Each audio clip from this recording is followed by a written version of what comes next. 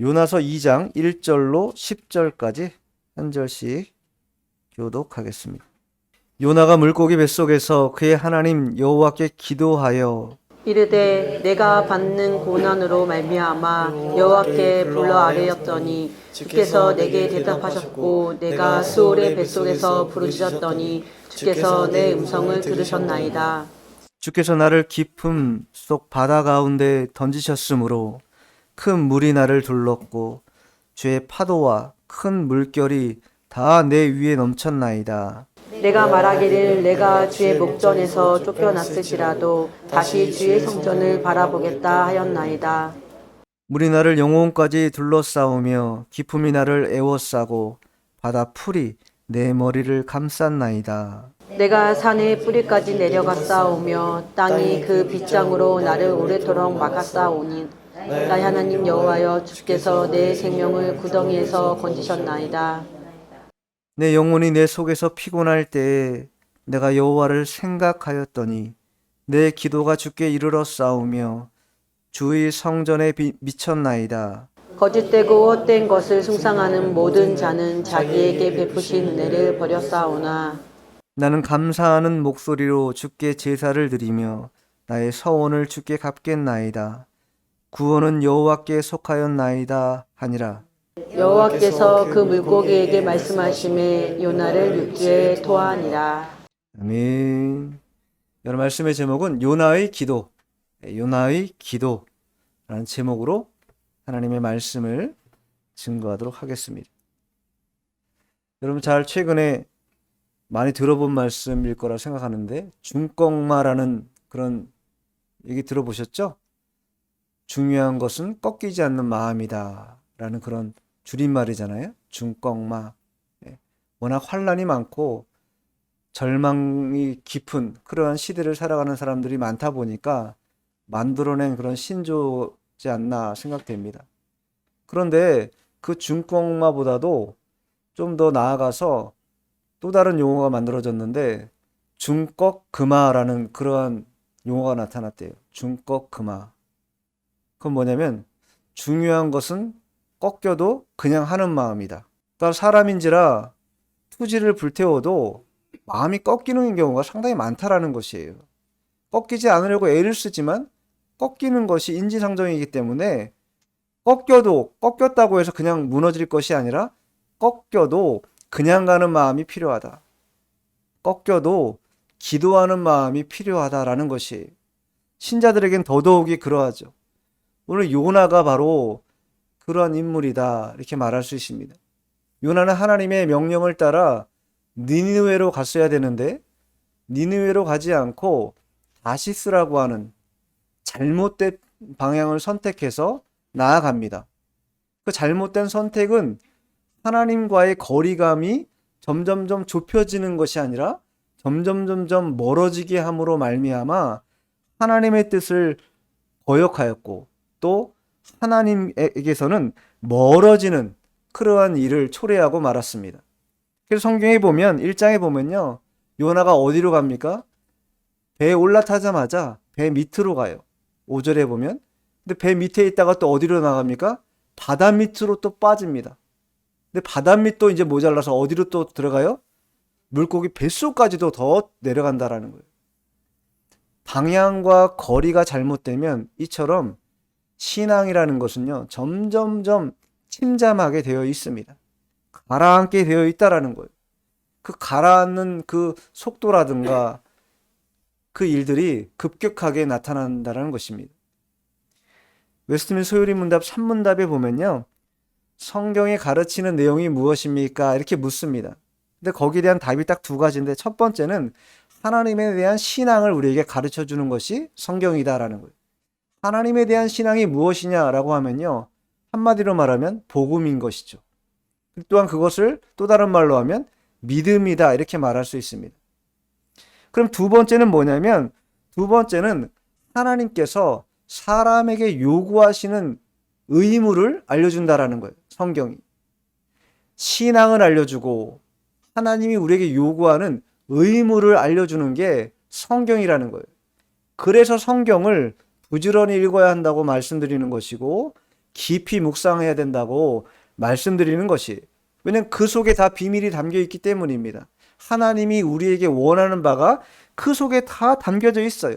그것은 믿음이라고 말할 수 있고, 또한 요구라는, 의무라는 건 뭐냐면 순종이라는 말로 치환해서 우리가 말할 수 있을 것입니다. 우리의 신앙함이라는 것은 믿음을 바탕하여서 순종하는 것이 우리의 신앙생활이다, 이렇게 말할 수 있는 것이에요. 그런데 오늘 본문에 나오는 이 요나는 그 순종의 의무를 벗어나서 불순종으로 바꿔버리는 그러한 일을 선택한 것이, 그 잘못된 선택으로 말미암아 지금 어디 속에 들어가 있는 건가? 물고기 뱃속에 들어가 있는 것이죠. 그래서 신앙은 순종할 때 역사가 나타나는 법입니다. 순종하지 않으면 역사가 나타나지 않는 것이. 그러나 다행히도 이 요나는 물고기 뱃속에 들어가서는 다행히도 그 마음에 돌이키는 마음을 하나님 허락해 주셔서 처음에는 도망가는 사람이었지만 나중에는 기도의 사람으로 다시 돌이키는 그러한 은혜를 공급받는 그러한 장면이 오늘 본문에 나오는 장면입니다. 자, 그러면 본문을 살펴보죠.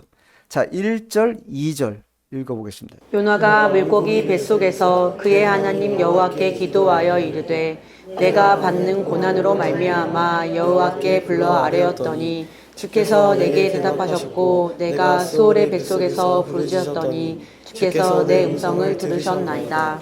요나가 지금 물고기 뱃속에 있습니다. 근데 그 속에서 뭐라고 말하냐면, 뭐라고 고백하냐면, 내가 받는 고난으로 말미암아. 자신이 지금 고난받고 있는다는 걸 알고 있는 것이죠. 근데 그 고난받을 때, 그 역경의 때에 무엇을 하고 있는가? 두 번이나 강조해요. 여호와께 불러 아뢰었더니, 불러 아뢰었다는 건 뭡니까? 여호와께 기도했다라는 것이죠. 그 후 하반절에도 보면 뱃속에서 부르짖었더니 반복하고 있어요. 그랬더니 답이 뭐냐? 답도 반복적으로 나오는데 주께서 내게 대답하셨다. 그리고 나중에도 내 음성을 들으셨다. 즉 뱃속에서 요나가 기도하자 하나님께서 자신의 기도를 들어주셨다라는 것이, 그 기도의 장소가 물고기 뱃속이라는 거예요. 성경에서는 뭐라고 표현합니까? 물고기 뱃속을 스올의 뱃속이다 이렇게 표현해요. 스올. 스올이라는 건요, 지옥을 뜻하는 것입니다. 음부를 뜻하는 것이에요. 무덤을 뜻하는 것입니다. 그러니 인간적으로 볼 때는 거의 죽은 것과 다를 바 없는 그러한 상태에 놓여 있는, 완전히 꺾인 마음이죠. 꺾인 마음 상태에 놓여 있는 그러한 상태를 지금 요나가 표현하고 있는 것이. 근데 거기에서 그러한 상황에 초래하게 된 이유가 뭐냐라고 묻는다면, 하나님에 대한 의무를, 즉 순종함에 있어서 그 순종을 제대로 하지 못했기 때문입니다. 도망가는 길을 선택했어요. 니느웨로 가야 되는데 다시스로 감으로 말미암아 그는 배 밑으로 또 바다 밑으로 물고기 뱃속까지 철저하게 낮아지는 그러한 역경의 시기를 경험하게 되었다라는 거예요. 그런데 그러한 요나가 뭐라고 고백하면, 그렇게 자신의 불순종으로 말미암은 그 고난으로 말미암아 그가 뭐하기 시작했다라는 거예요? 하나님 앞에 부르짖기 시작했다. 그러니 역경을 허락하시는 것 또한 하나님의 특별하신 간섭이라는 것을 우리가 알아야 합니다. 사람이 간섭하는 거 참 싫어합니다, 우리는. 그러나 하나님이 간섭하시는 것은요, 우리에게 유익을 주시기 때문에 간섭하시는 것이, 그러니 그 간섭을 단마음으로 받아야 되겠죠. 요나는 이미 기도의 시그널을 선장으로부터 먼저 받았어요. 그럼에도 불구하고 기도를 하지 못했습니다. 자, 1장 6절 한번 읽어보죠. 1장 6절. 선장이 그에게 가서 이르되 자는 자여 어찌함이냐 일어나서 내 하나님께 구하라 혹시 하나님이 우리를 생각하사 망하지 아니하게 하시리라 아니라. 선장이 기도해달라고 요청하고 있는 거예요, 요나에게. 자는 자여 어찌함이냐, 일어나라. 여전히 일어나지 않고 있는 것이죠. 우리를 위해 구하라는 거, 이 폭풍우 가운데 우리를 구할 수 있도록 기도해달라 요청하고 있는데 기도 안 하고 있는 것이, 이것은요 요나의 잘못된 판단과 선택 때문인데, 요나는요 순경이라고 생각했어요. 역경이 아니라고 생각해요. 왜냐면 지금 욥바로 올라갔는데 마침 무슨 배가 온 거예요? 자신이 도망가려고 했던 다시스로 가는 배가 딱 도착한 거예요. 아, 잘 됐다. 순경이구나. 옳구나. 이 배를 만난 것이죠. 그래서 그 배를 타고 다시스로 떠나려 한 것이에요. 그런데 자신은 순경이라고 생각했는데 그 순경의 시기라는 건 곧 이제 자신에게 닥쳐올 수울이라고 하는 역경의 시기로 역전될 거라는 것을 요나는 전혀 모르고 있었다라는 거예요. 기준점이 무엇입니까? 하나님께 불순종하는 것. 그 불순종하는 그것이 우리가 생각할 땐 순경으로 우리의 삶을 이끌어갈 것처럼 보이지만 결코 순경으로 나아가지 않고 수울이라고 하는 역경으로 나아가게 뒤바꿔 버린다라는 거예요. 세상적으로 잘 풀려요. 제가 몇 주 전에도 말씀드린 것 같은데 기도도 하지 않는데 세상에서 잘 돼요. 승승장구해요. 그러면 그것이 나에게 순경처럼 여겨지지요. 그러나 순경이 아니라는 거예요.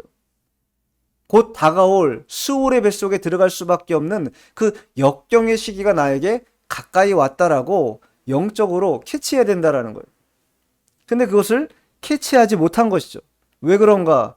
요나는 지금 영적 불감증에 있기 때문이에요.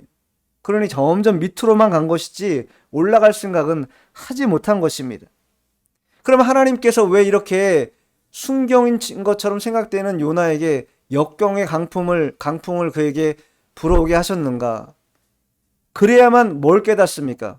자신이 지금 만난 것이 역경일 뿐만 아니라 하나님의 뜻이 그 속에 담겨져 있다는 것을 깨달을 수 있기 때문에 하나님이 그 강한 바람을 그의 인생 속에 불어넣은 것이에요. 그래야 그 마음이 어떻게 됩니까? 겸손하고 부드러워지고 자신의 신앙에 대하여 보다 더 진지하게 생각할 수 있는 마음을 갖게 하기 때문입니다. 우리가 기도하지 않고 또 주님의 뜻을 거슬러서 불순종하면요, 신앙이라는 건요 옅어지게 돼 있습니다. 농도 깊은 신앙의 그 면면들이 생활 속에서도 나오지 않고 내 영적인 내 스스로의 만족감도 전혀 채워지지 않는 것입니다. 역경의 시기에 왜 우리가 기도할 수밖에 없는가? 호세아 5장 15절. 그들이 그 죄를 뉘우치고 내 얼굴을 구하기까지 내가 내 곳으로 돌아가리라. 그들이 고난받을 때 나를 간절히 구하리라. 그들이 고난받을 때 나를 어떻게 한다고요? 간절히 구한다. 고난받지 않으면 간절히 찾지도 않고 부르지도 않는 것이 우리의 성정이라는 거예요. 신자이며 성도임에도 불구하고 내 삶이 평안하고 평탄하면 기도하지 않는 것이 우리의 모습이라는 것이. 저희가 수요 예배 때 사사기에서 좀 강의하는데 사사기 패턴이 그거 아니겠습니까? 태평의 시대에 뭐합니까? 이스라엘 백성들이 죄를 범한다라는 것이. 태평의 시대에 기도하고 더 영적 단련을 위해 힘을 써야 될 그때에 그렇게 하지 못하고 그 태평성대 시기에 영적으로 방만해지고 불감증이 생기면서 다시 뭐가 들어옵니까? 죄가 들어오고 악이 들어오므로 하나님 앞에 범죄하는 그런 일을 반복하는 것이 그들의 모습이었다라는 거예요. 우리에게도 그런 모습이 있기 때문에 요나뿐만 아니라 우리에게도 때로는 하나님께서 이렇게 뉘우치도록 간절히 구하도록 하나님의 역경의 이 바람을 우리에게 불어오게 하실 때도 있다라는 거예요. 그런데 그때 중요한 것, 꺾여도 기도하는 마음을 가지면 이겨낼 수 있다라는 것이. 자, 본문 돌아와서 3절 읽죠. 3절 시작. 주께서 나를 깊음 속 바다 가운데 던지셨으므로 큰 물이 나를 들렀고 주의 파도와 큰 물결이 다 내 위에 넘쳤나이다. 지금 요나를 바닷속으로 던진 사람들은 누굽니까? 뱃사람들이 요나를 바닷속에 던진 것이에요. 그런데 3절에 요나가 기도할 때 뭐라고 고백하냐면 주께서 나를 깊은 바닷속 가운데로 던지셨다.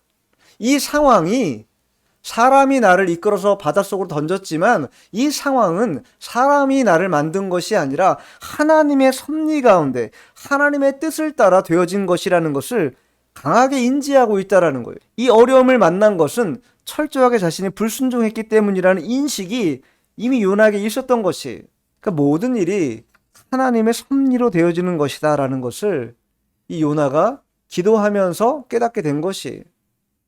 누가복음 12장에도 보면요, 예수님께서 참새 5마리가 두 아사레온에 팔리는 것, 그것이 하나님의 뜻에 달려있다라는 것이, 작은 미물 같은 참새 2마리 팔리는 것도 하나님의 허락 여하에 따라서 팔리기도 하고 안 팔리기도 한다. 심지어는 6절에는 뭐라고 말씀하세요? 우리의 머리털까지 다 세신받는다고 성경이 증거하고 있다라는 거예요. 그만큼 우리의 모든 것을 다 알고 계시고 다 일거수일투족까지 꿰뚫어 보고 계시는 분이 누구인가? 우리 하나님이라는 거예요.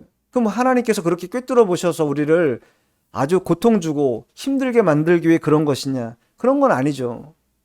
우리가 좀 더 깨달아서 주의 뜻을 잘 따라서 순종하는 길로 나아갈 수 있도록 하기 위해서 때로는 그렇게 불 가운데도 또는 물 가운데도 우리를 보내가지고 깨닫도록 그렇게 하신다라는 거예요. 요나는 물고기 뱃속에 들어가서야 비로소 기도하면서 이렇게 되어지는 모든 일들이 하나님의 섭리 가운데 되어진 일이구나 깨닫기 시작한 것이. 그러면 그때부터 뭐가 있어요? 소망이 있는 것입니다. 기도하면서 깨달아지기 시작하면 그때부터 소망이 생기는 것이.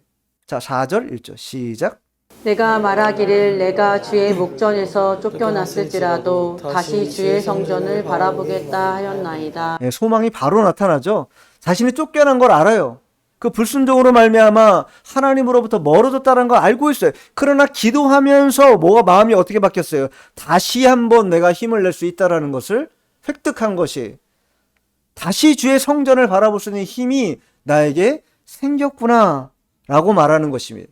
이 말은 은유적인 표현인데 하나님 앞에 자신이 불순종하고 또 교만했던 그 마음이 이제 겸손하고 낮아진 마음이 되면서 하나님의 뜻에 무조건적으로 순종해야 되겠구나라고 고백하는 의미가 그 속에 내포되어 있는 것이, 우리가 이렇게 하나님의 역경의 때를 이 하나님의 섭리의 과정이라고 여기고 하나님의 간섭으로 받아들여서 기도하면서 풀어가면 그때부터 소망이 있는 것입니다.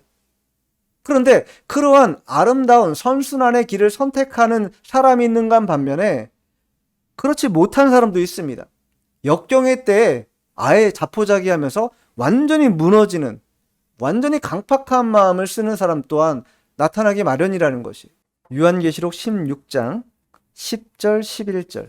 또 다섯째 선자가 그 대접을 짐승의 왕자의 수순이 그 나라가 곧 어두워지며 사람들이 아파서 자기 혀를 깨물고 아픈 것과 종기로 말미암아 하늘의 하나님을 비방하고 그들의 행위를 회개하지 아니하더라.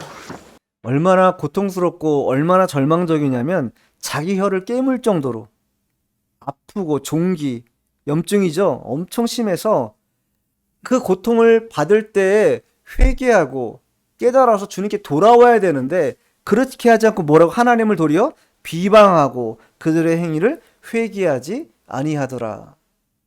마지막 때가 되면요, 이런 자들 또한 나타나게 된다라는 거예요. 악을 고집하고 죄악을 회개하지 않는 그러한 길은 결국은 수월의 길이요 멸망의 길을 벗어날 수 없게 되는 것이다. 하나님의 성전을 버리고 떠나서 하나님의 뜻과 계획을 멀리했던 요나가 물고기 뱃속에서 3일 동안 있으면서 기도하면서 깨달은 것이 뭐냐? 다시 주의 성전을 바라보는 것, 다시 내 마음의 소망을 부릴 듯 일어나게 하는 것, 그것이 중요하다라는 것을 무엇하며 깨달았는가? 기도하며 깨달았다라는 거예요. 기도하지 않으면, 기도라는 건 영적인 실체입니다. 영적인 실체를 마련하는 그런 행위예요. 그렇기 때문에 기도하면서 이러한 상황과 심령의 반전이 나타난 것이지, 기도하지 않는데 가만히 있는데 그냥 그렇게 자연스럽게 우리에게 주어지는 것일 거냐? 그렇지 않다라는 것이에요. 그래서 역경과 어려움을 만날 때 더더욱이 기도하고 힘있게 주님을 찾는 것이 필요하다. 자, 본문 5절, 6절, 1절 시작. 물이 나를 영혼까지 둘러싸우며 기품이 나를 에워싸고 바다풀이 내 머리를 감쌌나이다. 내가 산의 뿌리까지 내려갔사오며 땅이 그 빗장으로 나를 오래도록 막았사오나 나의 하나님 여호와여 주께서 내 생명을 구덩이에서 건지셨나이다. 기품이 나를 에워쌌다. 자신의 지금 처지를 지금 고백하는 거예요. 5절에는 나를 기품 가운데 에워싸게 하셨지만, 그러나 6절 하반절에 뭐예요? 나를 구덩이에서 건지셨다. 환경적으로 볼 때에 자신은 지금 죽은 것과 다른 바 되지 않는다. 그런데 살아날 가망이 전혀 없는 수월과 같은 그러한 형편, 구덩이와 같은 형편이라 할지라도 그 무덤 같은 곳에서도 우리를 건져 올리실 수 있는 분이 바로 나의 하나님이라는 것. 나의 주님이라면 나를 그 수월에서라도 건져 올리실 수 있는 분이라는 것을 기도하면서 이 요나가 깨닫게 된 것이, 우리 육체의 죽음이라는 건요, 잠시 있는 것입니다. 영원한 세계가 우리 가운데 놓여 있기 때문에 그것에 연연해 할 필요가 없다라는 거예요. 욥은요, 그걸 깨달았어요. 자, 욥기 한번 찾아보세요. 욥기 19장 25, 26. 내가 알기에는 나의 대속자가 살아계시니 마침내 그가 땅 위에 서실 것이라. 내 가죽이 벗김을 당한 뒤에도 내가 육체 밖에서 하나님을 보리라. 나의 대속자가 살아계시니 마침내 그가 땅 위에 서실 것이고 내 가죽이 벗김을 당한 뒤에도 내가 육체 밖에서 하나님을 보리라. 죽음이 엄습하는 일, 죽을 만큼 고통스러운 일이 엄습한다 할지라도 그것이 끝이 아니라는 것이, 죽음 밖에서 우리를 보시는 분이 계시고 그분과 조우하고 만날 때가 있다라는 것을 안다면 그 깊은 수월 속에서도 기도해야 되겠구나라는 사실을 알 수 있다라는 것이, 6절 하반절에 여호와께서 내 생명을 구덩이에서 건지셨나이다 이렇게 답하고 있는데, 이 건지셨나이다라는 건 지금 어디에서 지금 고백하고 있는 거예요? 여전히 물고기 뱃속에 있어요. 지금 요나는 살림받지 않았습니다. 여전히 자신은 그 어려운 환경, 어둠의 환경, 그 수월의 환경에 머물러 있지만 이미 그 마음은 어떻게 된 겁니까? 구원받은 것이죠. 구원받았고 또 생명으로 전환된 상태라는 것을 확실하게 믿고 있다라는 거예요. 기도는 이처럼 믿음에 대한 확신을 불러일으킨다.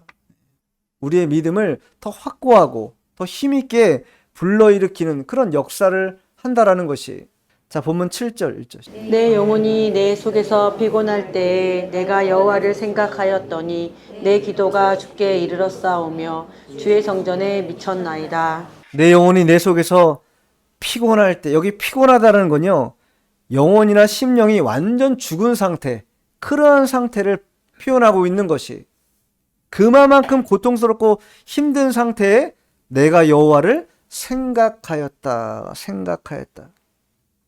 우리가 마지막으로 정말로 마음이 꺾여서 아무것도 하고 싶지 않고 아무것도 할 수 없는 그러한 상태가 우리의 삶 가운데 도래한다 할지라도 이 마지막 구절, 그렇게 피곤할 때에도 내가 여호와를 생각하는 일, 내가 여호와를 생각하는 그 일을 꺾지 말아야 됩니다.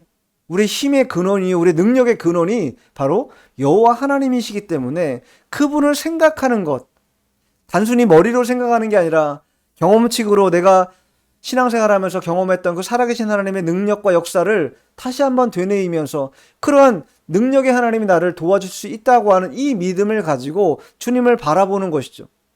그러면 주님께서 우리를 건져주신다라는 거예요.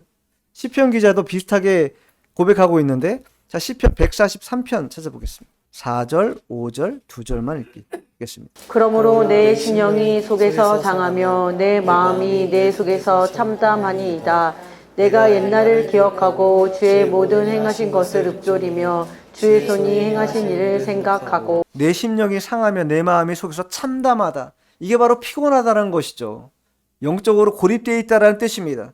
그러나 그때 꺾여서 무너질 것이 아니라 그때 옛날을 기억하고 주께서 내게 행한 모든 일들을 생각하는 것, 그것이 나를 살리는 일이다. 하나님이 나에게 베푸신 은혜를 기억하며 그때를 회상하면서 주님을 찾을 때, 그때 다시 한번 우리 속에서 힘이 생겨나면서 그 역경의 시기를 건너갈 수 있는 은혜를 공급받는 것이고 힘을 공급받게 되는 것이다. 자, 8절, 9절, 2절, 1절. 거짓되고 헛된 것을 숭상하는 모든 자는 자기에게 베푸신 은혜를 버렸사오나 나는 감사하는 목소리로 주께 제사를 드리며 나의 서원을 주께 갚겠나이다. 구원은 여호와께 속하였나이다.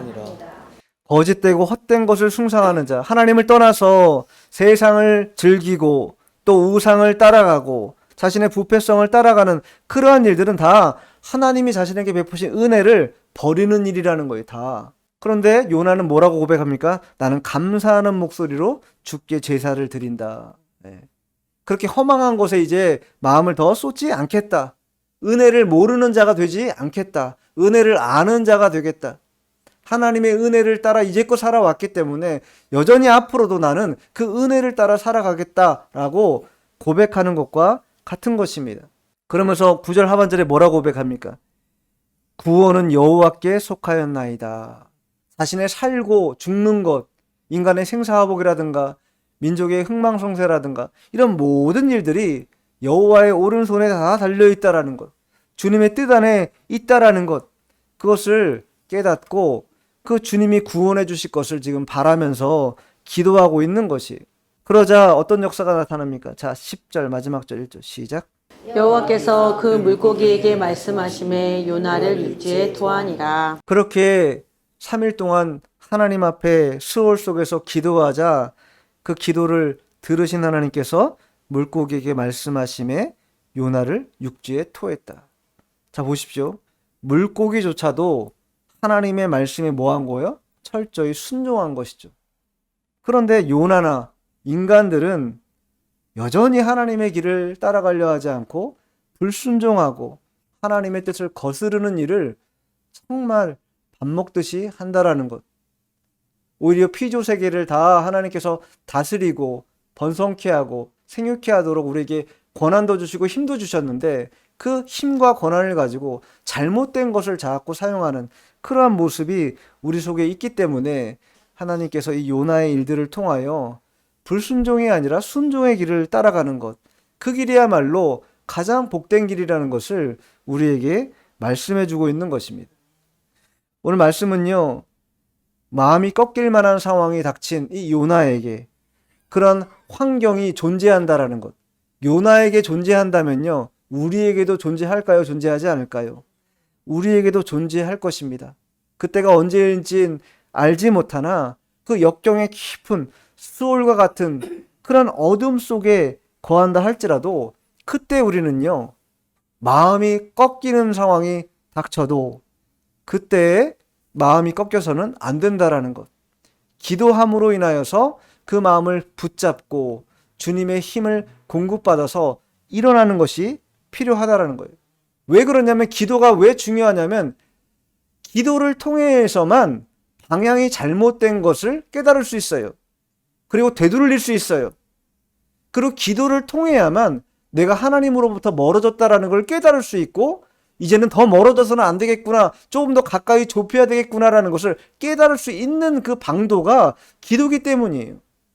방향과 거리를 우리는 헤아릴 수 없습니다. 뭐 하지 않으면, 기도하지 않으면.